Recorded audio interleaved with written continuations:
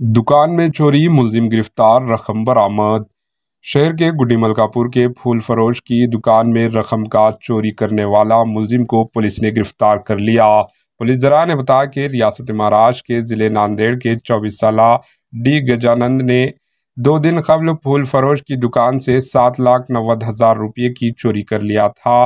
गुड्डी Malkapur inspector Raju की निगरानी में सब इंस्पेक्टर महबूब पाशा ने तहकीकात का आगाज किया और मुलजिम गजानंद को गिरफ्तार कर लिया। मुलजिम ने 1,70,000 रुपये खर्च कर लिए, बाकी रकम बरामद कर ली गई। मजीद तहकीकात जारी है। Bureau report, AHN news.